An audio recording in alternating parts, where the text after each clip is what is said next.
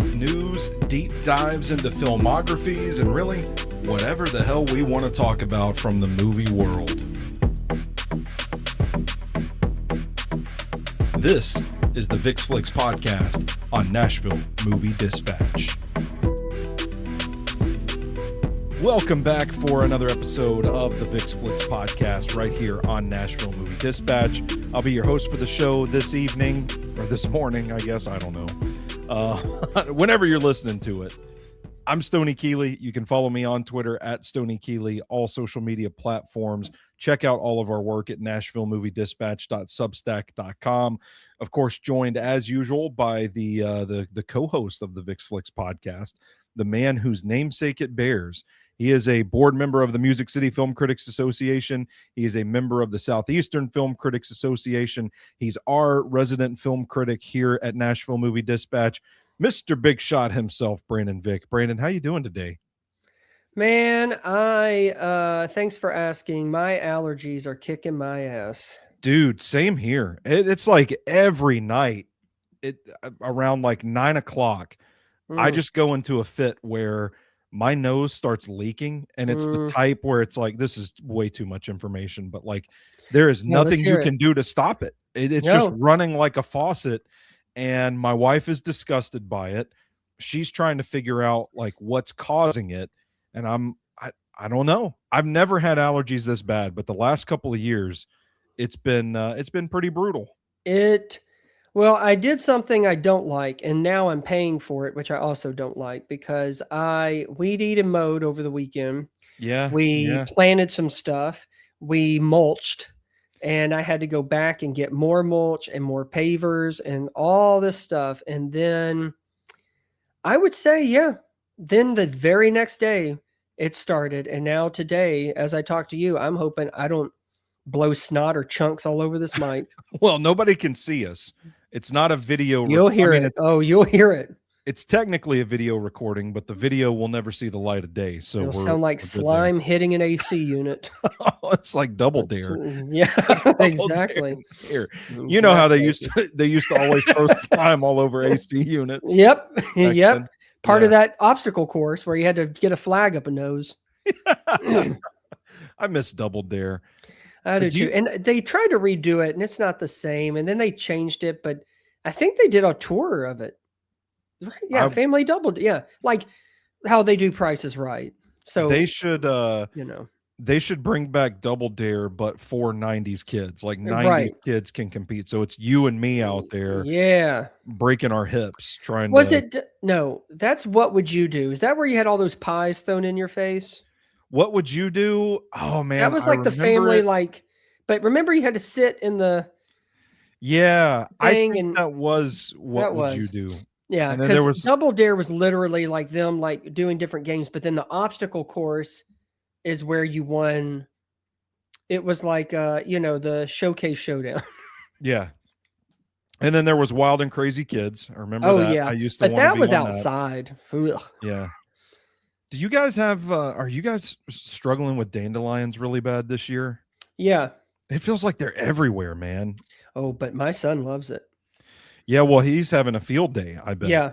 And his pawpaw, my dad, when we were at their house, they had a bunch of dandelions.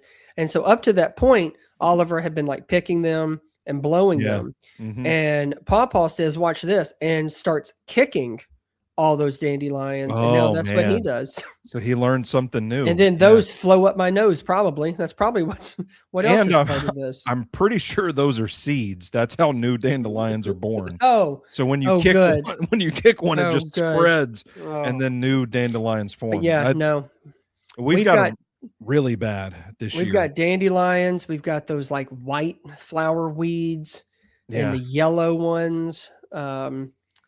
But they're all dead now because I mowed. Well, all dead. Thank you all for tuning in to this episode of Old Men at Hardee's eating biscuits. But those sales at Lowe's. Do we have time?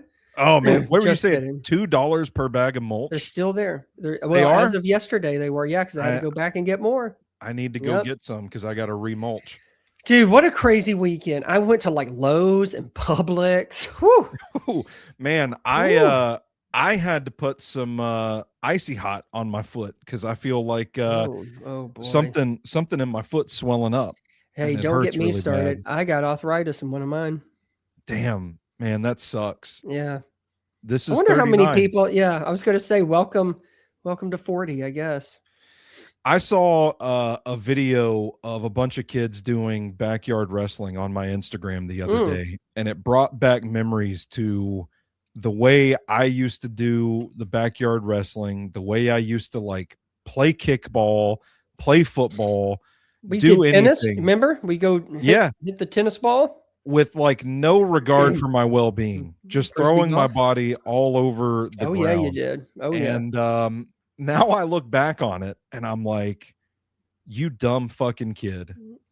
I wish that is one thing I wish I could have back. I should not have been as physical as I was in my younger days because now I can barely stand up straight when I get out of bed in I the morning. I'm sure in all the years we've known each other, I bet at one point I probably told you, I don't know why you're breaking your back for stuff like this. Well, it was it's fun. Pain makes me feel alive. Yeah, So yeah. just Well, and no one's thinking about 20 years from yeah. now. But let me tell you, when I was backyard wrestling, I was already that 80-year-old Ric Flair. You didn't I have to tell me to take something. I'd say, nope, you're going to just do a little flip on this trampoline. And then, I do remember thinking it's okay. I'll just have to work out a little harder when I get older. yeah, that's true. Take care of yourself. And and Yeah, then when that's you get right. older, you Right. realize you're tired all the time Right. and you're stressed out all the time and it's much easier to pop open a beer than it is to go Yeah, it work out is. for an hour. So when I'm going up the stairs, I'm gripping that handrail harder than like a camel clutch. So, because you don't There know, you you don't know. yeah, there you have it for this month's episode of Old Men at No, we Hardy's are. Eating Yeah, Biscuits. God. But you know Um, what? I will say a Hardee's biscuit sounds good. I haven't had one in a while. I might have Me to go out neither. and get one. There's one in Gladeville-ish now. A Hardee's? Yeah, it's at Oh. the Love's travel station off the Couchville Pike exit of 840. Oh, you know what? I did know that because we went towards we went past it to go somewhere. I forgot. But yeah, I did see Yeah, it. so I guess I feel like it's always been there, but I guess it's just Love's. man, if that thing had been there when we were hanging out at my parents' house when we were teenagers, we would have Yeah. given that Hardy so much fucking Yeah. money. Well, and there's a Hardy, and I used to go because we lived in apartments closer to, the exit Oh over yeah, here. Old And so, Hickory and but now we Hermitage. don't, now I don't think we get breakfast like that unless we're traveling. We don't either. It's really I weird. don't Like think we really do. we usually either cook on the weekends. We're going on 8 minutes. I Of this know. bullshit. I'm laughing as I see 8 minutes and 9 seconds of this. People are going to be so pissed. We either cook breakfast on the weekends or we usually just get like a little pastry or a croissant at something when we go to Starbucks on Saturday morning. Yeah, it's usually cooking, but we kind of just do Chick-fil-A, and we don't even do that much. We like Chick-fil-A too. But So to your point with Starbucks, if we're on the way to something in the morning and I haven't eaten and we're going to leave, like sometimes we'll leave early to go to the zoo, I'll stop by the Starbucks up here and I'll go ahead and get a chai tea and their egg bites that have like spinach and peppers in it. oh yeah. They're good and they're Yeah. nice and hot. Mm. They have a really good ham and Swiss croissant. Speaking of nice and hot, have you seen Soderbergh lately? We are here to talk about Steven Soderbergh. 9 minutes. We did good. Really, really kind of an interesting case study here because he is one of the more well-known filmmakers in the film industry. It is something of an event when you hear, oh, Soderbergh's got a new one out. He's been pumping out shit like crazy these last few years. And I was thinking about this. I was looking back at his filmography, and I don't know, like, if general movie audiences really know what he's done and who he is. Yeah, fair enough. I think it's interesting because he has that reputation, like among cinephiles, if you will. Yeah. But like he hasn't won an Academy Award, and in fact, like his films have only gotten a couple of nominations. So it's not like it's this big vaunted filmography, but if you're paying attention, like he's done some really good stuff. And he's a name that kind of comes up on the Vix Flicks podcast quite a bit, part of because of like how prolific he's been as a filmmaker. His movies come out, we talk about them, and then we end up in this like, oh yeah, Steven Soderbergh, one of the more underrated filmmakers in the game. Do you think that's fair to say? Would you consider him underrated? Maybe casual movie audiences probably should know a little bit more of his work. Yes and no. It kind of depends when you were maybe first introduced to him, because there's a lot in this back half that are either HBO Max originals, didn't even come to theaters. Yeah. And some of the people he gets, I mean, I like them, but I don't know if he's, I mean, it's not like his Oceans movies, which funny enough, I did read something. I want to think maybe it was on IndieWire where I think he's kind of looking to do something big again, because he stayed away from it for so long, which he has as we go through it. Not that he's made stinkers or anything, but he hasn't made a big, mainstream box office films in a very long time. Would you consider Magic Mike a big mainstream film? Because that's 2012. Yeah, I would. That's probably one of the last ones. I always think of his Oceans movies, and then there's some where they're kind of the late 90s, early 2000s. Yeah, that's kind of where I like start with him, is that early 2000s run, which we'll get into for a bit. I'm trying to look at. But listen, I want to make something clear, and I looked it up because I didn't want to start anything. But he is an Oscar winner. He is. He did win for Best Director with Traffic. I see. He's been nominated 3 times, but he has won for Best Director. Traffic was the only time he's ever won. No, he's actually been nominated for 14 Academy Awards. I'm sorry. Yeah, I think I was looking at only Best Director. I think he's only been nominated for Best Director. And he's won 5. What I was looking at are the performances. He's only had 3.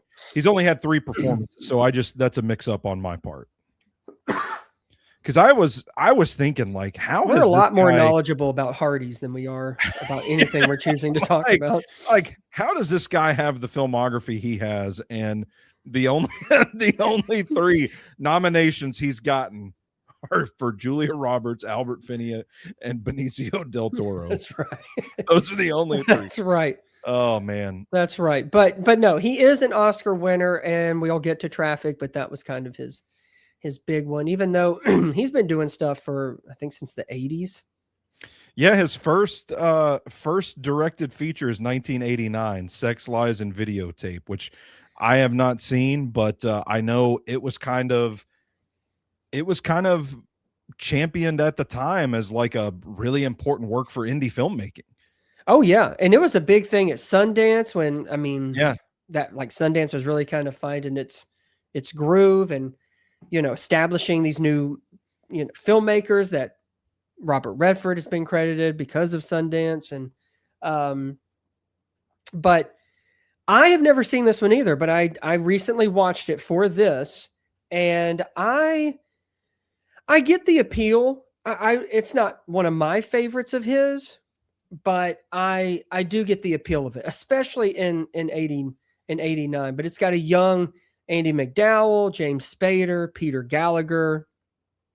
So I really, it's very much of kind of this cheating affair, love, passion, but then also this James Spader plays a guy that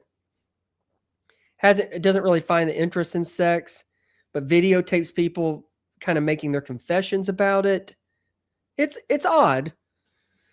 Some of his movies do kind of lean into that territory, though. Yeah, it is kind of weird.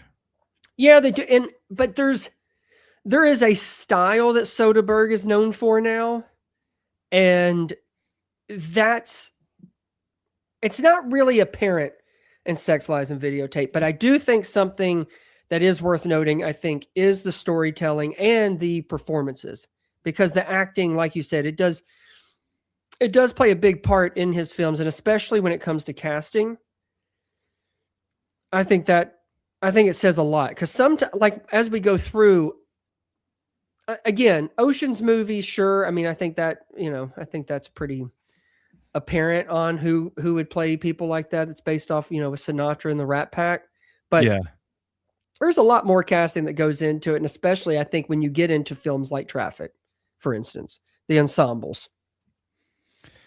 Out of Sight in 98 is kind of the first film of his that I remember like hearing about. When we started Yes. talking about Soderbergh more, it was like, oh, we need to go back and watch Out of Sight.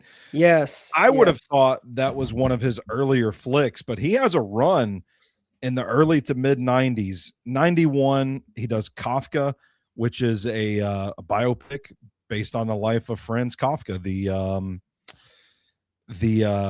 author. So that's kind of cool. Like I would go check that out, especially done in the style of his work. Would be cool. Maybe. Wow, yeah. He does King of the Hill in 93, The Underneath in 95, Schizopolis, and Grey's Anatomy in 1996. Now it's not a Not the show. not the show. It Don't is get your a hopes up. movie. And neither is King of the Hill. Any of those stand out to you? Have you seen any of those, Brandon? I have not seen any of those except for Sex, Lies, and Videotape. The next one that I saw was The Limey with Terrence Stamp. Yeah, so that is 99. That is the year after Out of Sight.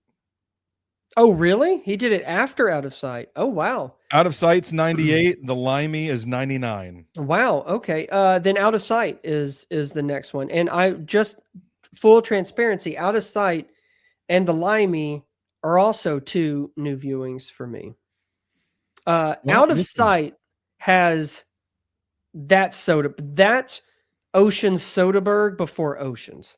It's kind of like the tune-up, the test run. It's very much of who's involved with who, and it's a crime caper, but there's also very much of this love and romance with Clooney and J-Lo. I've seen a lot of people say this is sort of when Clooney became a movie star.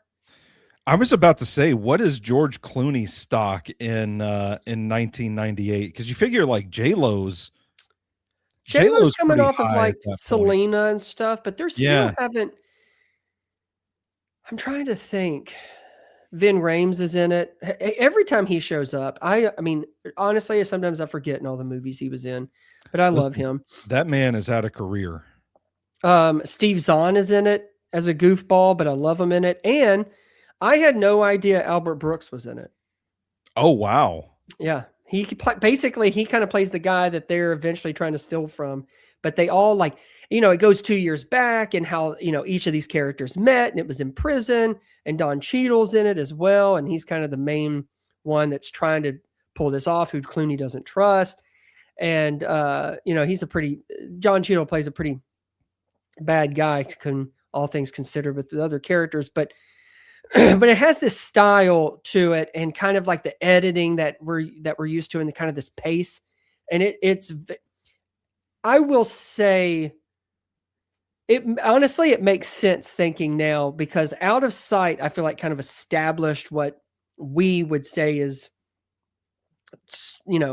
stylistically Soderbergh, and The Limey kind of follows suit in that too.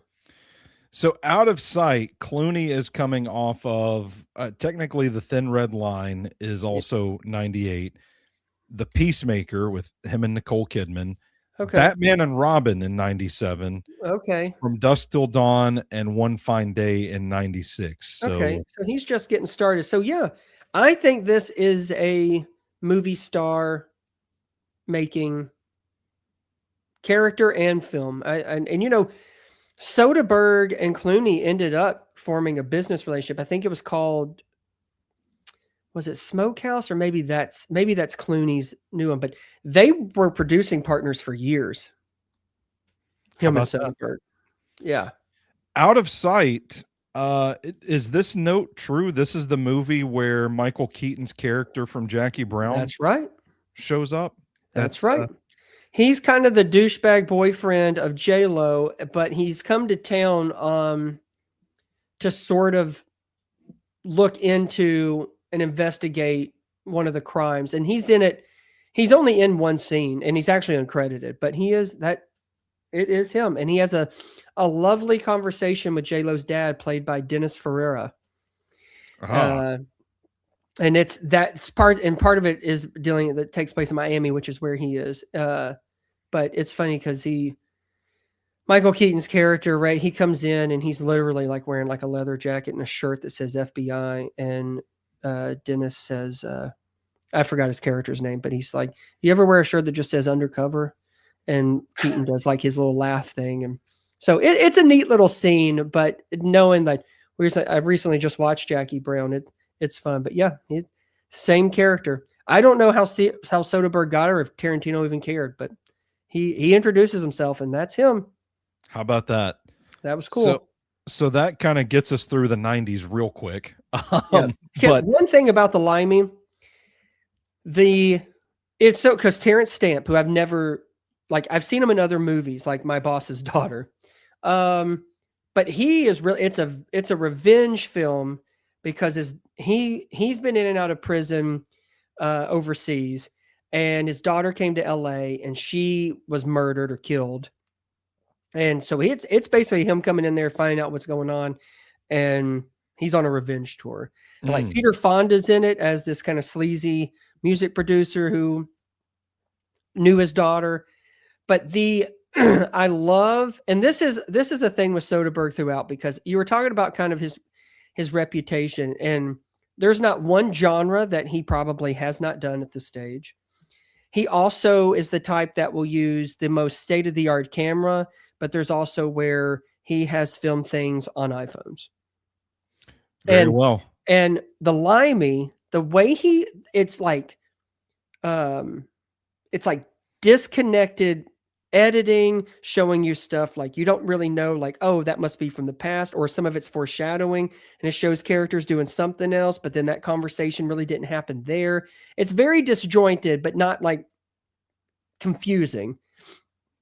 But I love the way that they kind of tackle on what you think is like happened maybe at the beginning, didn't. And I think sometimes, and you've seen films like that, but in 99, I don't really know if anybody was doing it, but I personally have not seen it done in that way, where you're kind of having these different conversations with these characters, but it's all kind of scrambled a little bit. They're still linear, but like he'll come out and yell something, and then you didn't see what happened, but then it gets relayed to Peter Fonda's character, and then it goes in and they cut back and forth because it's glimpses of where he is in there, and he like gunned all these people down after he was confronted.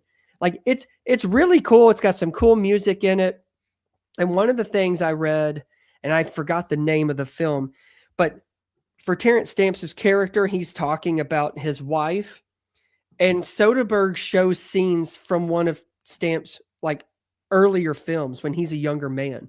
No shit. And it's intertwined in there. And so Out of Sight and The Limey especially kind of show not only his kind of risk in how he's going to tell his story, but also just like the confidence that's in there. And I mean, granted, that's a span of 10 years. But to me, and again, I haven't seen some of those earlier 90s ones, but watching Sex, Lies, and videotapes to Out of Sight, especially, it's really impressive. And it shows kind of that he's really, I don't think you could really, maybe you can make an argument for Sex, Lies, and Videotape, but especially I think by the time you get to the end of the 90s, that he's kind of in his own league, not so much as like a superior league, but that he's just kind of like anybody's really doing what he's doing. I was about to say he's kind of a rogue. Like he's kind of just doing what he wants to do, and he's found his own lane. But I mean, you're talking about Clooney and J-Lo, and then the next one's Terrence Stamp, who is and Peter Fonda. Like, Yeah. you know? Out of Smaller Sight, by the movie. way, Out of Sight, by the way, actually had 2 Oscar nominations. It was nominated for Best Adapted Screenplay Hmm. and Best Film Editing. So I thought Oh, that was pretty interesting there. that makes sense. But yeah, I'm really glad I revisit Out of Sight. I think it's one of his absolute best. But I was really impressed with how the way that he was telling, because it's a very simple story, The Limey, Yeah. but to have some of that kind of flashiness and present it in such a different way, especially at that time, it was pretty cool. And it's only like an hour and a half.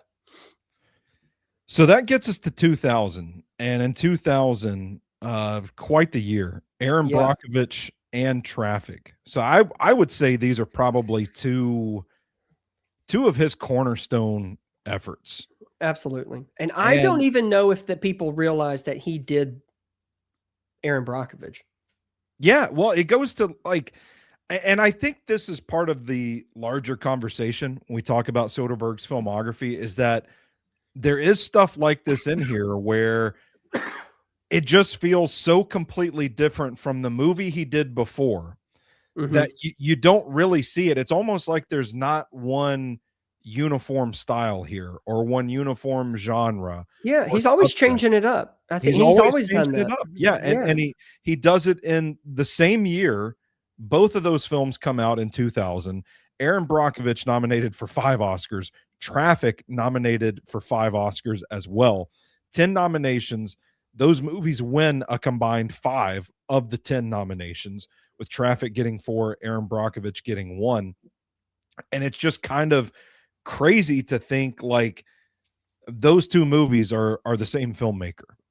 Yeah. And that's kind of a pattern throughout the rest of his career where you just don't really know what's coming from him. Yeah. And I think that's why he's so different. And like to your question at the beginning is, you know a Tarantino film when you see one, right? I Yes. mean, you know a Spielberg. I mean, but and I don't know. Maybe it's a double edged sword, but that's not how it is with Soderbergh. But I also think he can do a lot of things, including the latest one we'll talk about um, on down the line here. But I don't know if people really know that the stuff he's actually done. Now there's some I feel like yes, you can connect some of those, like no sudden move and Out of Sight. I feel like you can kind of connect those. But I mean, Sure. that's a long time in between those two. And like I said, he's never just settling in some kind of certain filmmaking or style. And that goes, I think, from the way it's made to who's going to be in it, and like just the flow and the genre. I mean, it's very impressive. But yeah, to think that Aaron Brockovich and Traffic was from the same guy is pretty crazy. Yeah, Then you have all that success come out in 1 year. right. And Julia Roberts wins Best Actress for Aaron Brockovich that year. Traffic takes home Best Director, Best Supporting Actor for Benicio del Toro's Yep. role in that. Best Screenplay based on material previously produced or published, which would now just be called Best Adapted Screenplay. Right. Um, Best Film Editing. It won those 4. Both of those films were nominated for Best Picture that year, though. And that's only when they had 5. Yeah, and they both lost out to Gladiator. So, As they should. yeah, fair enough there. Yeah. But Case closed. any thoughts on Aaron Brockovich or Traffic before we move on? Just the films, what you thought of them? I like both. I have recently, and honestly, I'm sure it's for something we did, but I went back and watched Traffic not too long ago Yeah, me too. for a drinking with, maybe. No, I think we were reviewing another one of his movies. We Were might we? have Or done. was it a Benicio thing? It was the Benicio del Toro thing. Okay. Yeah, we just did So, one. I really liked it. And again, it has a certain kind of flair, but obviously the performances from Benicio and Catherine Zeta-Jones and Michael Douglas and a bunch of others, but also the themes that it has and the different walks of life it's portraying. I really liked it. And I love that which it makes total sense for the story it's telling, but the grittiness of just like the picture itself. Yeah. But then it's long. It is long. It is long. And it's telling quite a few stories, which I will say Soderbergh, for the most part, doesn't have trouble juggling different subplots and characters, kind of crossing paths. I feel like he's actually done pretty good at that. But what's funny is then I think of Aaron Brockovich, and I liked Aaron Brockovich, but then, and obviously the story is good. And in fact, it's based on a true story, always, means a little more, but and more of how I think of Traffic as a whole, Aaron Brockovich, I sort of just think of like Julia Roberts and Albert Finney's I was about to and say chemistry and Aaron Eckhart as the unrecognizable biker boyfriend. Yeah, Traffic kind of feels more sprawling and epic in a more grandiose sense, whereas Aaron Brockovich really feels like the heart of that film is in the performances. Yeah, which probably makes sense as to why the only Aaron Brockovich Oscar was Julia Roberts. Yeah, fair enough. And then we go from those two, that doubleheader in 2000 to Ocean's 11 in 2001, and at that point, it kind of feels like you're looking at his body of work up to that point, and it would have been hard for me not to feel like, all right, we're off to the races at this point. Yeah, and it's a lot of it's a lot of critical and commercial success. Yeah. So, I don't think anybody should be shocked that a movie that has George Clooney and Brad Pitt and Matt Damon and everybody else in it made a ton of money. And we did do an episode of Drinking With on Ocean's 11, so you can find that on the Nashville Movie Dispatch podcast archives. Best of the three.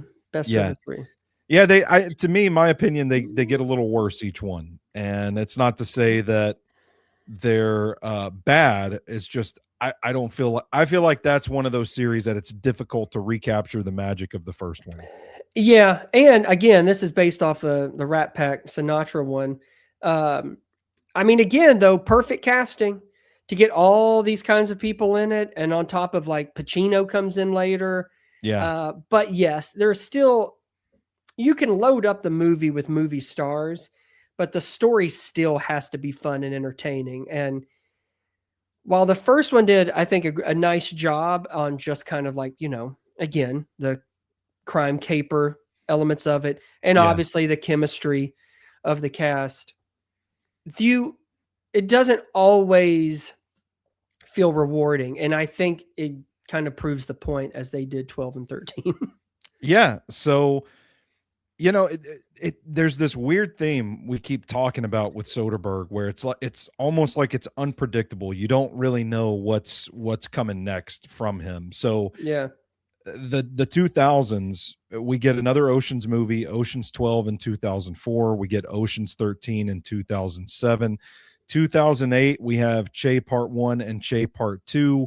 2009 is The Informant, The Girlfriend Experience, and then Solaris is in there in 2002 as well. But then there's stuff like Full Frontal sprinkled in there, stuff like Bubble sprinkled in there, and then The Good German in 2006, which was actually nominated for an Academy Award. I don't remember which one. It's in my notes here somewhere, but you just kind of get these vibes.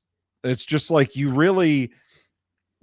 It's so funny because we see this sometimes with filmmakers where they kind of find some success, they pick a lane and they stay in it. But Soderbergh feels like one of those guys that is a true original and has really stuck to that throughout the entirety of his career. Yeah, no, I think, that's fair. And they don't all work.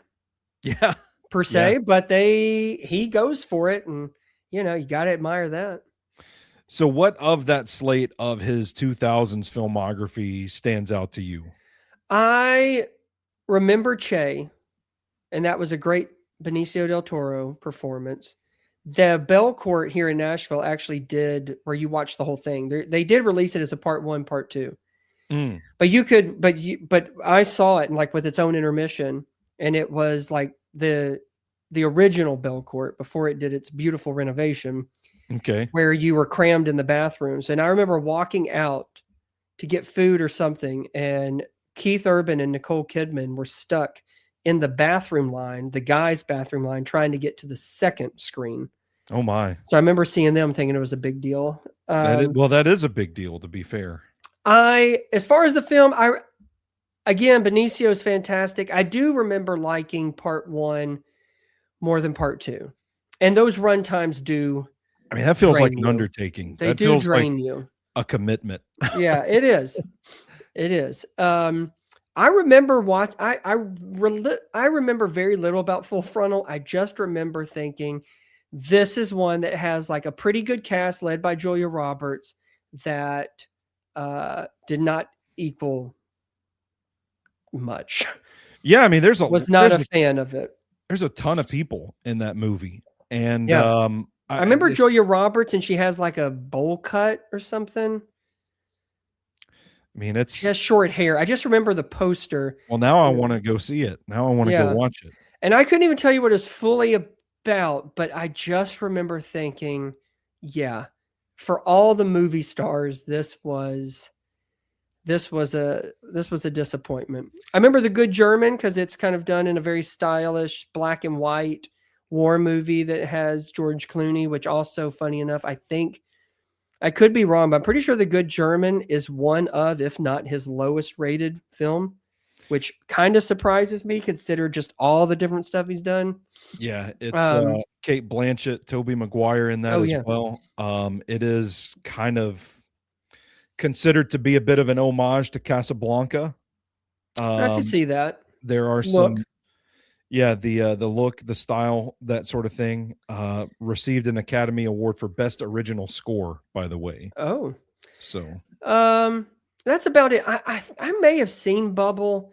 I actually was going to try and watch that again, but time ran out. But I don't really remember it. I do remember The Girlfriend Experience. I'd have to go watch that one again because it's nuts. Yeah, and it's not even so much for the story itself, and it does kind of feel like it was more of like a on the run type of filmmaking. But it was, is it Sasha Grey? Sasha Grey, and this was like she was a bona fide porn star. Yeah, coming in, and like I remember it sort of being a big deal because it's not like porn stars can't be in like real movies or feature films. Porn movies, I guess, are real movies. But that she was like the lead in an Oscar-winning director's film, and I remember thinking that she did a great job. Now I don't know if she ever did anything else and went back to porn, but that's really about it. There's no, again, swinging for the fences, but I don't know if there was I don't think any of those would be any of my favorites, to be honest. I would kind of like to watch The Good German again, but The Informant is one of his that I'm like, I completely forgot that was Soderbergh. But now I do love. That's a fantastic movie. Yeah, sorry, I didn't realize that was a part. Yes, that to me is one of his best films. Yeah. It's a great Matt Damon performance, but it's so ludicrous, this story. And it is, again, based on a real guy, but it's sort of got that Soderbergh humor as well. But this one, I think, is like a full on comedy to me. Yeah, no, same here. It's a full blown comedy that I really enjoyed. I was really caught off guard by how good that was. So then in 2011, Soderbergh did Contagion, which I did not realize was a movie that he did. Made a comeback during COVID. Yeah, people watched the hell out of it. Yeah. He does a film called Haywire in 2011, which I have never heard of. Has Gina Carano in it. Yep. A little action movie. Magic Mike in 2012. Side Effects in 2013, along with Behind the Candelabra, Some Michael Douglas and Matt Damon in that one. Liberace story. Yeah. Logan Lucky in 2017, Unsane in 2018, High Flying Bird and The Laundromat in 2019. And that gets us through the 2010s, Brandon. A lot of those, not the first that come to mind when I think of Soderbergh. No, the thing is, this is a period of he's doing solid work, but not getting a whole lot of attention. Yeah, which kind of seems like a recurring theme. Yeah. Unsane, I think, was done in iPhones, and it had Claire Foy in it. And it's good. It's more of a suspense kind of thriller. Haywire, I remember thinking it was fun, and I think Channing Tatum makes a little thing in there because obviously he's worked with Magic Mike, and then he would do Logan Lucky. Logan Lucky is probably the big standout of all of those. I really enjoyed that a lot, dealing with Daniel Craig's performance. Yeah. But I mean, it has Adam Driver in it, and Channing Tatum. I said, McFarlane. Yeah, it's a great, and it's a fun movie. And but even like High Flying Bird that has Andre Holland in it, and I think this was shortly like coming off of Moonlight, maybe a year or two after Moonlight. But it's a good movie. It's a sports basketball movie, but it's really well done. But I think that just came straight to Netflix. Would not have known that Steven Soderbergh did a basketball movie. And I remember Side Effects mainly because of the cast, but it didn't really, I didn't think it really made a mark as far as what it was trying to say. But Logan Lucky, I would definitely be my, that would be the highlight of that run for me. So then 2020 to present, I made a joke about him like putting out stuff all the time. He's on a roll. At least one film in each of the last 6 years. And that gets us to the Christophers, which you're here to talk about today. But prior to that, Let Them All Talk in 2020, which looks like was an HBO Max original. Meryl Streep. No Sudden Move in 2021, which I think was a highly underrated movie. Me too. Kimmy in 2022, which I wasn't the biggest fan of. What was it? Kimmy.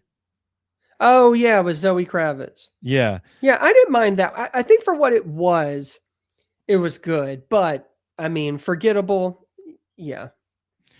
We had Magic Mike's Last Dance in 23, Presents in 2024, and Black Bag in 2025, which I liked Black Bag quite a bit. Me I too. just couldn't hear anything. I couldn't hear the people. I kept having to turn up the volume during the dialogue scenes. Those dinner scenes are exceptional. Fantastic. Love it. And Black Bag was, if I'm not mistaken, one of, or not the highest rated Soderbergh movie, which might come as a little bit of a surprise considering all the stuff we've talked about. But I like that one a lot too. That was one of like the first movies of the year that came out. And then like I'm pretty sure I gave it 4 out of 5. It is one of his better ones. Presence I thought was kind of cool. That was kind of the haunted house one. Obviously, it's from the point of view of the ghost, right? and it's a bit tricky. And it wasn't scary, which I think kind of bummed some people out. But people were like, well, if you know, this comes back to if you know who the filmmaker is, he's not just going to do some like jump scare haunted house movie. Yeah. So that's kind of just not knowing what you're really in for. But, I mean, I would say Black Bag, but we're fans of No Sudden Move, and I actually just rewatched that right before this, just because that gangster 50s Detroit, again, 2 favorites of Soderbergh's, Don Cheadle and Benicio. But you've got Brendan Fraser in there. You've got Ray Liotta in there. Kieran Culkin is in there. Mm-hmm. I just love the style of it. And it's got that, it just has that flow and that energy that I feel like is when Soderbergh is at his strongest. It reminds me of sort of the Ocean's movies. It reminds me a little bit of Traffic. It reminds me of Out of Sight. It's got, it's got that kind of It's kind vibe. of And it's kind of like a signature Soderbergh. There's a yeah, little and bit like, of everything in it. and I think that's the one thing that he does like to go back to, Mm, but it's never the same story yeah. ever. But yeah, I would say, and what's funny is that there is a point, and I'm sure everyone can see in his filmography, he retired technically. And then he Wow. came out of retirement and basically then just stayed out of retirement. So I think he went 6 years, something like that. He didn't do anything. I don't know what it was after. And you know what? As we talk about all these different ones, I do want to give a shout out to Magic Mike, because he's not the one that I thought would do something like that. Yeah. And it is a good movie. And I totally get why some people thought Matthew McConaughey deserved a supporting actor nod, because it's almost reminds me now of like, it's sort of like The Wrestler, but there's a movie that came out a year or two ago with Pamela Anderson and Jamie Lee Curtis called The Last Showgirl. Good And movie.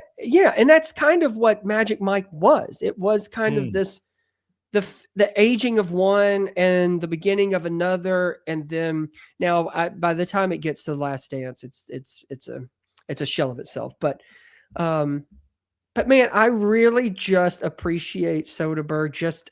I don't know if it's just because it's boring to him, so he's just going to do whatever and he's going to change it up. But whatever it is, he's all in. And Black Bag was on, like, I don't know how many people's top 10, something like that, of the year. Kind of weird because it didn't really get any major awards play, but it felt Nope. like one of those. 96% on Rotten Tomatoes. Right. Got a lot of love from the critics, but didn't. I don't know. Maybe it was the time of the year it was released at. It was kind of early into 2025. It was one, I think, towards the end of January. Yeah, but it did kind of feel like one of those movies. Like, how does this slip through the cracks if all of these critics love this movie so much? Had no legs virtually. Yeah.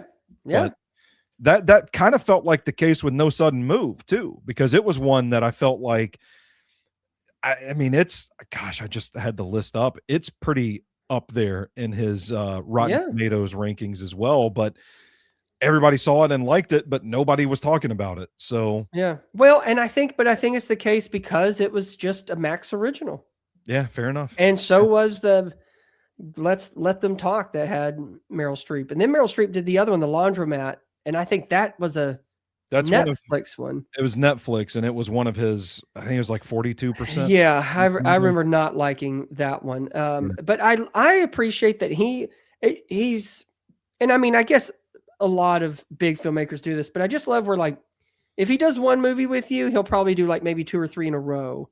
Yeah. Like Channing Tatum's in there, and then like Meryl Streep's in there. And now, like, I'm shocked that like Michael Fassbender isn't in his next 3. I get what you're saying, because it's Clooney there for a while. Yeah. Matt Damon in and out. Yeah. So I'm just like, oh, okay. Well, but I love his flow. I don't like it all, but I mean, you have to appreciate what he's doing. I was about to say it's one of those, like, you might not like everything, but you have to respect the creative spirit, because I don't know. Right. It's like his ability to just kind of pivot and do something completely different than he did before is kind of a testament to what the spirit of creativity is all about in its own way. And I think that's why I've gravitated to a lot of his films throughout the years. But I do want to give you the floor and let you talk about the Christophers as we wrap up this episode of the Vick's Flicks podcast. That's coming out by the time this podcast is released, is it already out, or is it coming out that weekend? So it is in limited release now.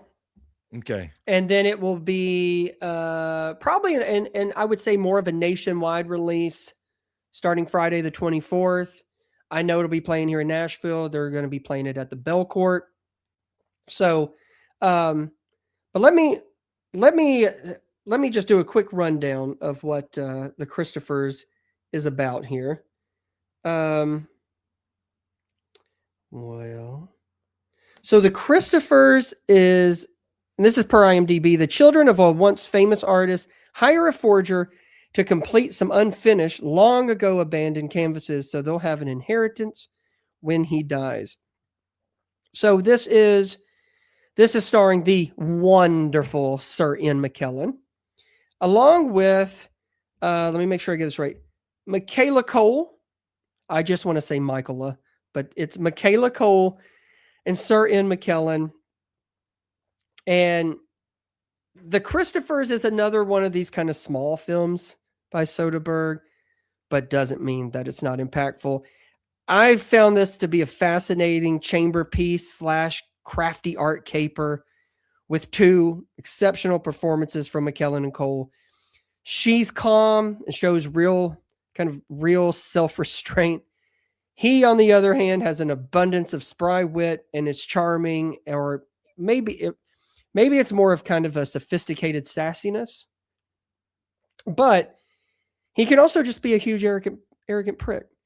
And though they seem to find common ground in their vulnerability and insecurity, and their conversations that they have, they become more like collisions of sort, are fabulous. Their chemistry crackles on screen. There is a scene, and this doesn't give anything away, but again, Ian McKellen is kind of this old artist. Michaela's coming in, going to afford these, and this collection that he's abandoned is called The Christophers, hence the title of the film. But there's a scene where she is kind of breaking down what these paintings, her interpretation of these paintings, and what they mean as far as what he was going through while he was creating them. And it's a scene where Julian, played by Ian McKellen, we kind of see that first crack in this kind of tough exterior, and we get a peek of what is underneath and what the kind of true meaning of these paintings are, and why, even though many would say was him at his peak, he didn't finish them. They're incomplete. That scene alone is excellent. They have plenty of scenes where these two are just, they're terrific together. So Ed Solomon, he wrote this, which funny enough, he also has worked with Soderbergh on a couple shows, but he wrote No Sudden Move. So, which, like we talked about, is great. And with him writing this one, it's a superb, smart, and twisty script. The story is playfully mischievous, though meaningful, that is really kind of concentrating on discernment and deception, the appreciation of art, and one's lasting legacy. It's really kind of speaks volume, and he says it in the film, but it's having the power to last in the mind of others. I really like that part of it. As far as Soderbergh, who we've been talking about today, I saw a few reviews that his directing in this one was sort of like routine and flat. And while I do get that criticism, just because of the way that he has the type of storyteller he can be, I also kind of lean towards believing that maybe it's rather intentional. I don't really think this kind of film needs anything showy. I think it could be viewed more of a distraction in this case. But I would never accuse Steven Soderbergh of just phoning it in. Like we've kind of touched on throughout, he's been doing his own thing for a very long time. This is from the New Yorker review of The Christophers. It says Soderbergh, who has flitted among genres and subjects with a facility that is easily mistaken for dilettantism or even ventriloquism. Yet, though he may appear to deal in familiar gestures, his quicksilver marriage of high-flying ideas and hands-on technique marks him as the opposite of a forger. He becomes someone else only to the degree that he that he employs, bear with me, he becomes someone else only to the degree that he employs a pseudonyms, the cinematographer Peter Andrews, that is Steven Soderbergh, the editor Mary Ann Bernard, that's Steven Soderbergh. Otherwise, he is, as my colleague Richard Broder pointed out in 2022, the most physical of Hollywood filmmakers, the one who comes the closest to the painterly ideal of touching the image. So, The Christophers is more complex than meets the eye. And I think using art to tell such a compelling, character-driven narrative such as this that paints an exquisite picture of commodity, criticism, and love, a deep, lost love, is a marvelous choice that assuredly rewards. And make no mistake, McKellen is masterful. Gotta be his best performance in at least a decade. So, The Christopher Steven Soderbergh's latest is getting a VixFlix rating of 4 out of 5. Sounds quite illuminating. It's simple, but it's not, and it is quite layered, but it really is McKellen and Cole who are able to really kind of feed this film. And they are, I again, if you heard a story like that, I don't know if the two people you think of are these two actors. Fair enough. But it works, but it feels like it was not only the right choice, but the only choice. And it was a lovely time. A lovely time. There we go. Well, that's going to do it for us today, Brandon. Any parting thoughts on Steven Soderbergh or the Christophers before we get on out of here today? Did you get it all out of your system? I think we did. I'm glad I got to revisit some of the films that I did. Glad I got to watch the Christophers, and I hope people seek it out, because again, it's you never know what you're going to get with Soderbergh, but for his latest, it's something that is that's worthwhile, and so leave it at that. We'll leave it at that. Kind of what I would say is it's a filmography worth revisiting if you haven't looked at it in a while. And I would definitely recommend flipping back through it and maybe revisiting some of the ones that you didn't realize Steven Soderbergh did, maybe you haven't seen in a while, or that you haven't seen before, because it's kind of a fun collection of movies to dig into. 100% agree. I'm almost thinking, if you even just think of the last 3 films, Black Bag, Presence, and the Christophers. Yeah, I mean, that's kind of wild. That's all you need to know. Yeah. Well, that is going to do it for this episode of the VixFlix podcast. As a reminder, you can check out all of our work at NashvilleMovieDispatch.substack.com. For Brandon, I'm Stoney, and until next time, you stay classy, moviegoers.